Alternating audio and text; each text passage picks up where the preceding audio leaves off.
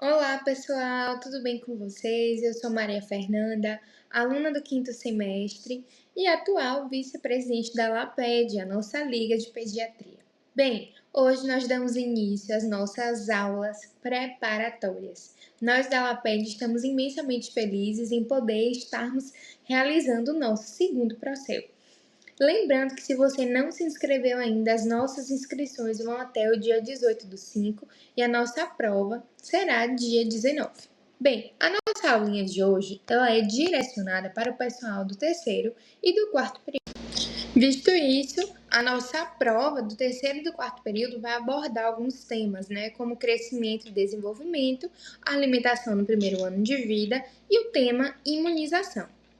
O tema crescimento e desenvolvimento vocês poderão acompanhar através da nossa aula do primeiro e segundo período, que também já está disponível aqui no nosso canal no YouTube. E hoje nós vamos entender um pouquinho sobre alimentação no primeiro ano de vida e imunização. Então, para de fato iniciar a nossa aulinha, nós vamos falar, sobre os inúmeros benefícios do aleitamento materno. O aleitamento materno, ele é uma forma natural de nutrição infantil, além de prevenir o risco de câncer de mama. Ele vai promover o vínculo emocional, afetivo da mãe com o bebê e também vai auxiliar no desenvolvimento cognitivo daquela criança. O leite materno, ele é rico em vários componentes imunológicos, anti-infecciosos e anti-inflamatórios, além de trazer também várias vantagens econômicas, ambientais e sociais, Então, a gente percebe que o leite materno, ele é muito importante tanto para a mãe quanto para o bebê. Então, a gente compreende que o aleitamento materno ele deve ser a base daquela alimentação, E a Sociedade Brasileira de Pediatria, a SBP, ela preconiza que o aleitamento materno ele seja oferecido de forma exclusiva nos primeiros 6 meses de vida. Então, quando a gente fala exclusivo, é sem ofertar água, suco, chá, café, fórmulas, papinhas. Então, é somente o leite materno durante os primeiros 6 meses de vida. E aí, após esses 6 meses, a gente mantém, se possível, a amamentação e a gente começa a introdução alimentar. Assim, a SBP ela vai preconizar que o aleitamento materno ele deve ser mantido até pelo menos o segundo ano de vida ou mais, sempre que possível, Claro que dentro daquelas condições daquela mãe, do bebê.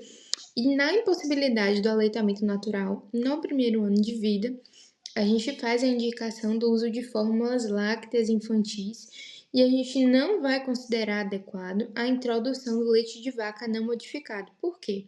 O leite de vaca ele tem um excesso de proteínas, um excesso de potássio, tem a falta de vitaminas, falta de ferro e a falta de ácidos graxos poliinsaturados de cadeias longas, que vai fazer com que tenha uma alteração da microbiota intestinal e fazendo com que essa criança ela tenha uma predisposição maior à obesidade.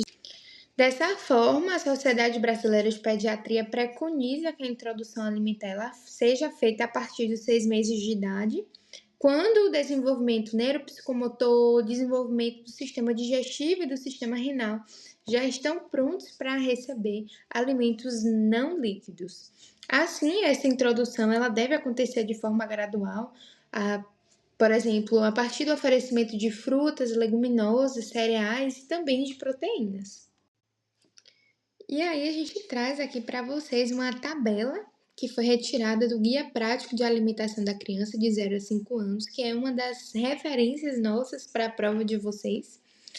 E essa tabela ela é muito importante, esse quadro, na realidade, ele é muito importante, porque ele orienta como deve ser feita a primeira refeição e a introdução alimentar, Ele dá alguns exemplos de cereais, tubérculos, de leguminosas, de proteínas, de hortaliças também, e ele traz uma questão muito importante, é que a SBP ela vai preconizar que essa introdução alimentar dessa criança seja realizada no horário de almoço ou no jantar, ou seja, em conjunto com a família. Aqui nós temos também outro quadro que foi retirado do Guia Prático da Alimentação da Criança de 0 a 5 anos, que informa quais alimentos devem ser evitados durante a introdução alimentar. Então, alimentos industrializados ou alimentos embutidos, o mel por conta do risco do botulismo, chás, refrigerantes, sucos, café, tanto puro quanto café com leite e água de coco também, justamente por conta do risco do botulismo. E aí a gente entra em uma questão muito importante para abordar, que é acerca da oferta do açúcar natural e da oferta do sódio, né, da oferta do sal. Bem, uma questão interessante é que o sal, ele vai modular as papilas gustativas daquela criança e vai aumentar o risco de uma futura hipertensão arterial. E o açúcar, ele, de acordo com o SBP, né, o açúcar, ele só deve ser ofertado para a criança a partir do segundo ano de vida. E mesmo assim, essa oferta não deve ser uma coisa que faz parte da rotina da criança. Deve ser apenas. E agora a gente vai entender um pouquinho sobre a vacinação. A vacinação, ela é muito importante porque ela vai garantir que aquela criança ela desenvolva uma imunidade sem a necessidade de passar pela doença. E a vacinação é muito importante porque ela vai ser uma proteção tanto individual quanto uma proteção coletiva. Aqui no Brasil, a gente tem o Sistema de Informação do Programa Nacional de Imunização.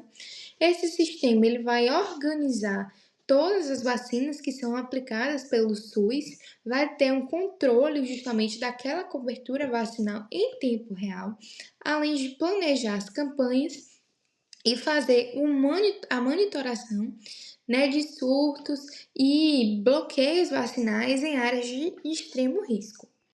Adentrando um pouquinho, a gente tem um calendário vacinal que é muito importante para a nossa prática médica, que vai além, né, da prova da LAPED, mas é interessantíssimo a gente saber mesmo para a nossa vida.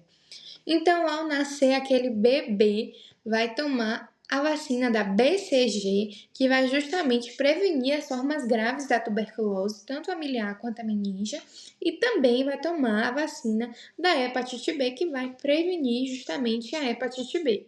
Aos 2 meses, aquele bebê vai tomar a primeira dose da pentavalente, que vai prevenir contra difteria, tétano, coqueluche, hepatite B e infecções pelo hemófilos influenza tipo B. Vai tomar também a primeira dose da VIP, né, que vai proteger, vai prevenir contra a poliomielite. Vai tomar também a primeira dose da pneumo 10, que previne contra a meningite, pneumonia, otite média aguda, e também a primeira dose da vacina contra o rotavírus, que vai justamente prevenir as diarreias causadas pelo vírus rotavírus. Durante o terceiro mês, a gente tem a meningocócica C, primeira dose, que vai prevenir justamente doenças invasivas pelo meningococo C. Aos 4 meses, a gente tem a segunda dose da vacina pentavalente, a segunda dose da VIP, segunda dose da pneumo 10 e também a segunda dose do rotavírus. Aos 5 meses, a gente vai ter justamente a segunda dose da meningocócica C. Aos 6 meses, a gente tem a terceira dose da vacina pentavalente e também a terceira dose da VIP.